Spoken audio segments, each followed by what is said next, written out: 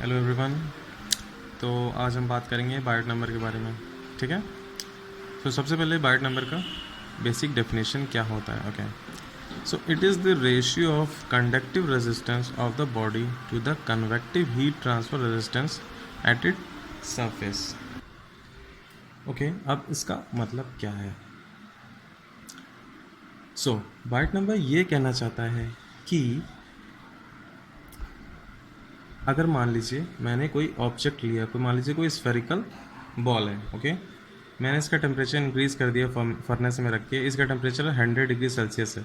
अब मैं इसको एक फॉर एग्जांपल एक लिक्विड में मैंने डाल दिया इसको, और उस लिक्विड का टेम्परेचर है 30 डिग्री सेल्सियस। ओके, नाउ अब क्या होगा, ऑब्वियसली इसका टेम्परेचर, इस बॉल का टेम्परेचर धीरे धीरे ड्रॉप होगा। सो उस ड्रॉपेज की स्टडी को हम यहाँ पर कंसिडर करेंगे। अब बायोट नंबर ये बताना चाह रहा है कि जब ये इसका टेम्परेचर ड्रॉप हो रहा है, तो टेम्परेचर ड्रॉप किस तरह से हो रहा है।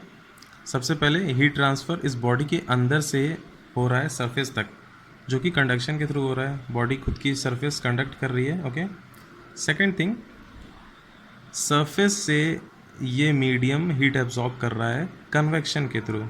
ओके, जहाँ पर कन्वेक्टिव हीट ट्रांसफर कोफिशिएंट काम कर रहा है। नाउ बायोट नंबर ये कहना चाहता है कि कंडक्शन जो रेजिस्टेंस दे रहा है और जो कन्वेक्शन जो रेजिस्टेंस दे रहा है इस पूरे हीट ट्रांसफ़र में, उन दोनों के रेशियो को हम बायोट नंबर कहते हैं। ओके, तो थोड़ा और अच्छे से समझ लेते हैं फॉर्मूले के थ्रू। फॉर्मूले में हमारा है HLC/K। ठीक है, सिर्फ 3 ही पैरामीटर्स हैं। सो H is what, H is the convective heat transfer coefficient of this medium. Okay, ये मीडियम जो भी है, लिक्विड है, वाटर है, एयर है, जो भी है। LC is the characteristic length of this body. Biot number के केस में कैरेक्टरिस्टिक लेंथ का फॉर्मूला होता है वॉल्यूम अपॉन सरफेस एरिया।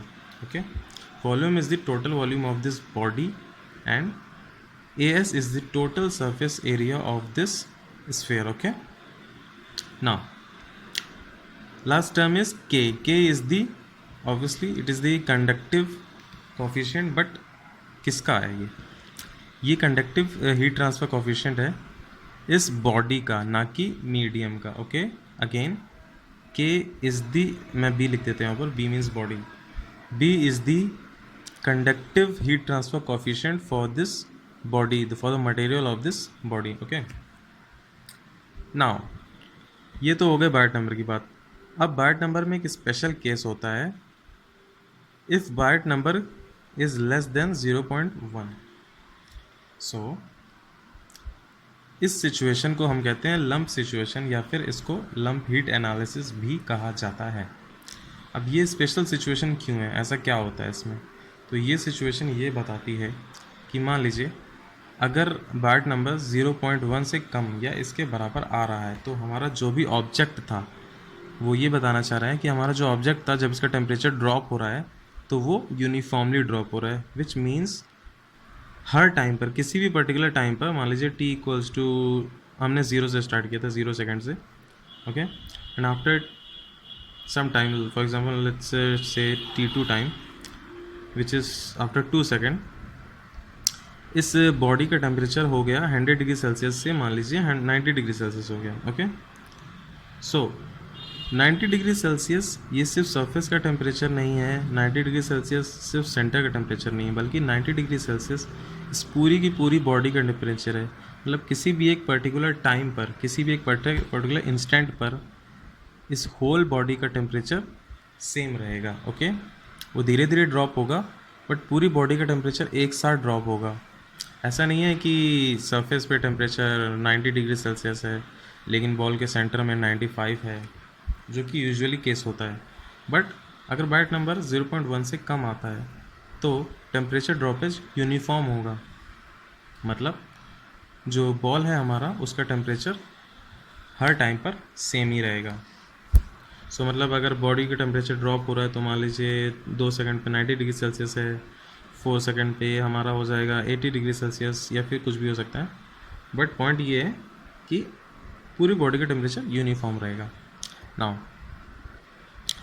अब अगर बायट नंबर लेस देन 0.1 है तो उस केस में एक स्पेशल फार्मूला आ जाता है, वो ये है। ओके, इसका उस फार्मूले का यूज़ क्या है? इस फार्मूले का यूज़ ये है कि एक किसी भी पर्टिकुलर टेम्परेचर सॉरी टाइम पर टेम्परेचर क्या होगा बॉडी का, ये हम पता कर सकते हैं इस फार्मूले के through.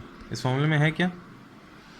T minus T in infinite upon T not minus T infinite equals to exponential की पावर नेगेटिव में एच ए एस सफिक्स में है, okay, rho V C into T. ठीक है, टर्म्स क्या है ये पता कर लेते हैं। टी जो है वो हमारा टेम्परेचर है किसी भी पर्टिकुलर इंस्टेंट पे।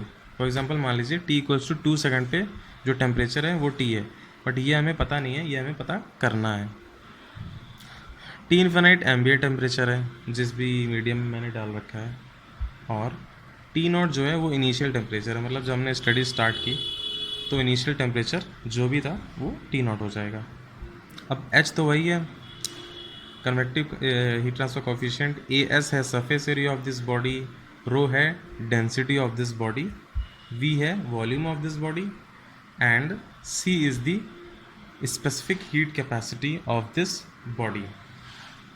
ठीक है, इंटू टी। टी क्या है? टी है टाइम, कोई वो टाइम जिस पर आप मतलब ये टेम्परेचर कैलकुलेट करना चाहते हैं। फॉर एग्जांपल मान लीजिए हमें 2 सेकंड पे टेम्परेचर कैलकुलेट करना है, तो यहाँ पर टी की वैल्यू 2 ले लेंगे। अगर 5 सेकंड पे करना है तो 5 ले लेंगे। मैं यहाँ कैलकुलेट करके नहीं दिखाऊंगा क्योंकि वो तो आप उसमें टाइम टेकिंग है और उसका कोई कॉम्प्लेक्स नहीं है। ठीक है, बस आपको वैल्यू पता होनी चाहिए। एक बार आपने वैल्यू सारी पुट कर दी तो मैथमेटिकल सॉल्यूशन से आपको आंसर मिल जाएगा।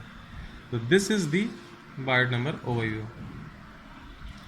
और अब आपको कोई भी क्वेश्चन हो तो आप ज़रूर कमेंट में बताइएगा।